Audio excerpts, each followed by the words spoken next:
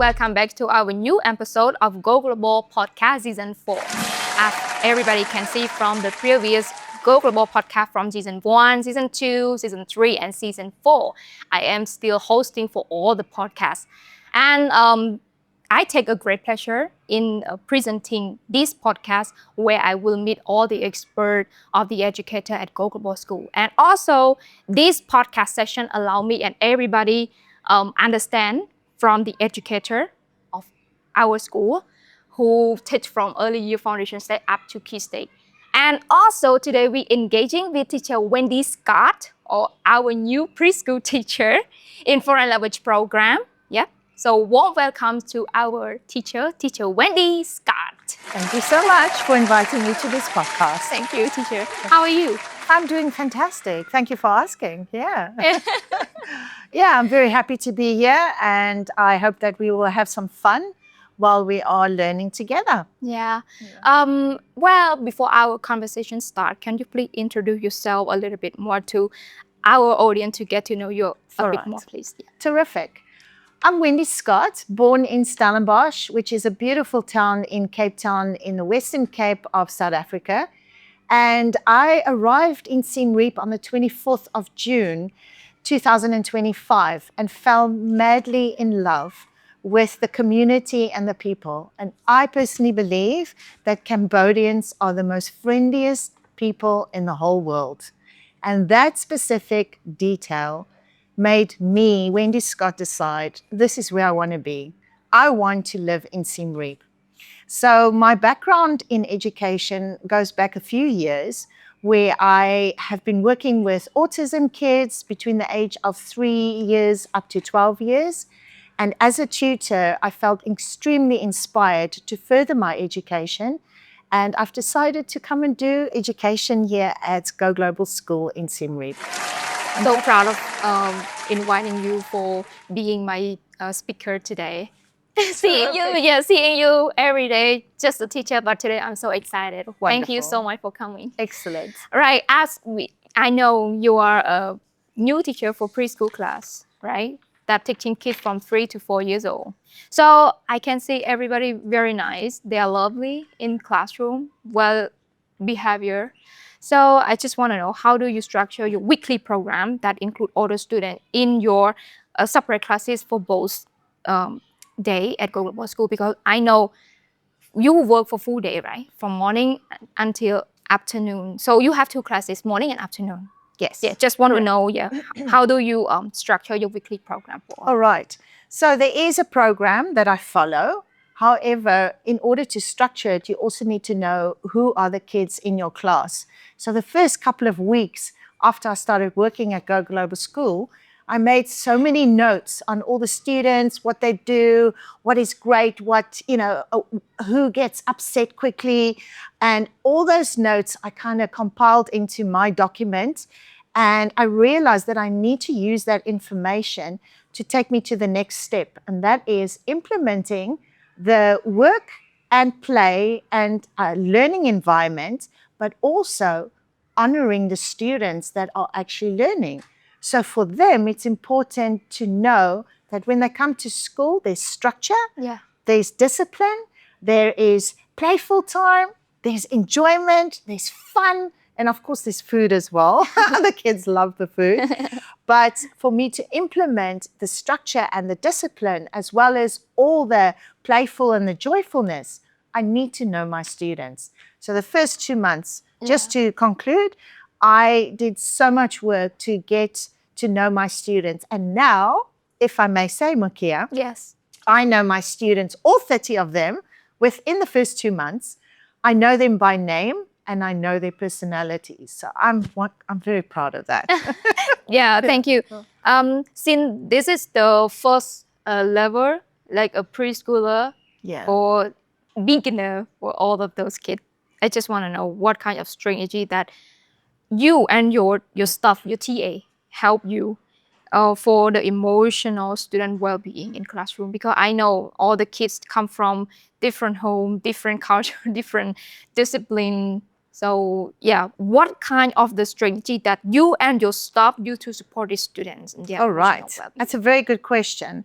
So I focus on the things that I personally, as the teacher, can control, but I cannot focus on the unforeseen. So the things I can't control, the weather, the war, problems at home, child hasn't eaten. I can't control that. I can only control the things in the classroom. Yeah. So all my kids have emotional well-being that is high importance for all of us. And to focus on that would mean to say, I use both my TAs and I focus on the kids. Some of them are a bit more sensitive, others are very playful, others are very extrovert.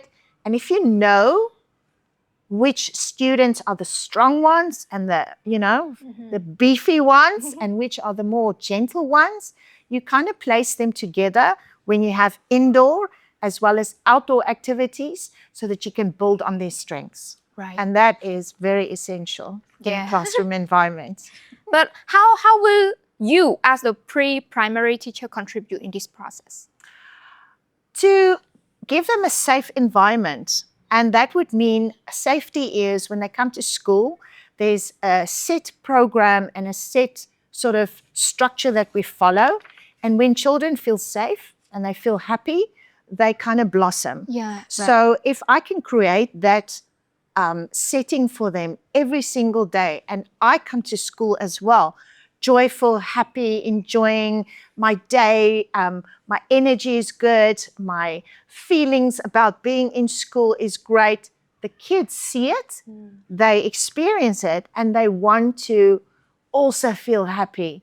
And so creating structure, rules, but sticking to the same routine every single day gives my students emotional safety as well as a comfort, which will then let them, allow them to blossom as students. As we know that from the 3 to 4 years old kids, it's we can just tell them 1 or 2 times and completely do it same every day. We have to repeat it, like repeat action. Yeah. It seems boring, but this is the natural of students who have 3 or 4 years old. So that's good for all those kids. And also one more thing, I think if we put too much pressure to the students, so they won't show up their potential quickly. So that's why we play best learning, like play, like learn, let them joy. Yeah, let them enjoy themselves. Enjoy themselves, right? Absolutely, right. yeah. Very, very nice. Yeah.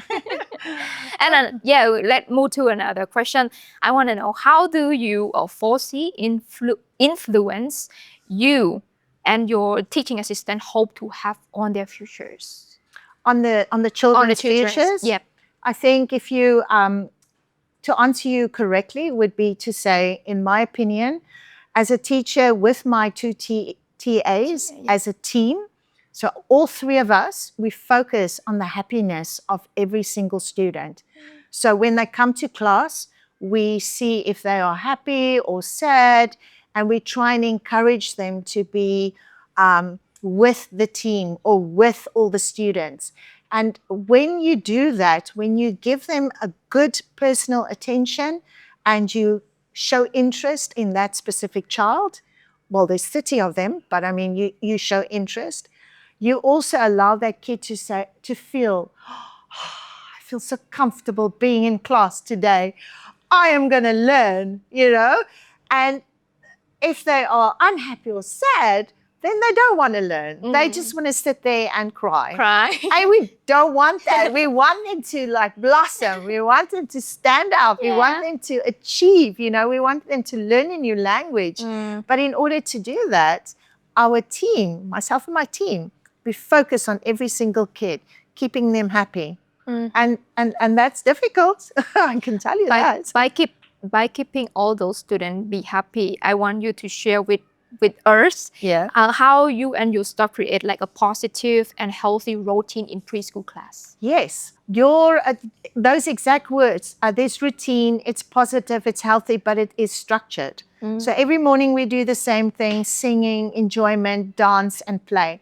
Then we have our snack, which is nourishing our souls and getting food into our body. And then it's brushing our teeth and sticking with hygiene. All of those things, very important in life. But after that is where the important thing comes in, and that is when you go into learning the alphabet, learning how to write, how to hold a pencil, how to paint.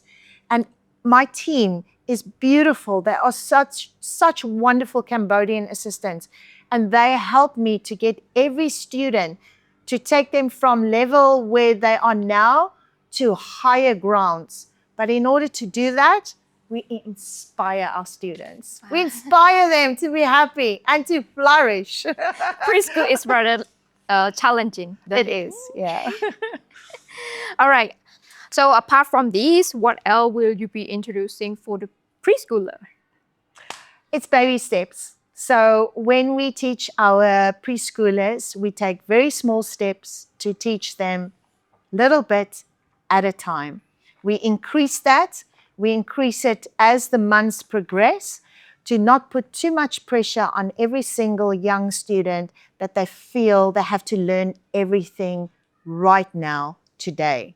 So baby steps, and you can then measure the joy, the learning facility, or not the learning skill, and you can also measure how that kid is doing the understanding of the language and how they will then use that for the next class where they'll be moving to. Very detailed. I don't want to stop my questions, but I have to conclude our time on this podcast, teacher. But before our podcast end, I just want to know, do you have any last thought on what do you think is important to prepare for preschooler in the future? In the future? Yeah. I know what I would like to implement as a teacher here at Go Global School, and that is to show my students life and learning can be fun. And when you have fun in life, you learn so much quicker. And so that is something I want to implement. Apart from all the teaching, I want to implement a lot of fun. Thank you so much, Teacher Wendy, for spending time and answer all the questions. I mean, sharing the questions that you have been experiencing in your preschool class. So detailed. Thank you so much. And again, I'm really proud for inviting you be my speaker today, because every single day I see you in classroom teaching, but today very special. Thank you so much for spending time. Oh, it's an absolute pleasure and an honor to be here today on your podcast. Yeah. I do appreciate All right. your invitation. Hope to see you next time, teacher. Absolutely.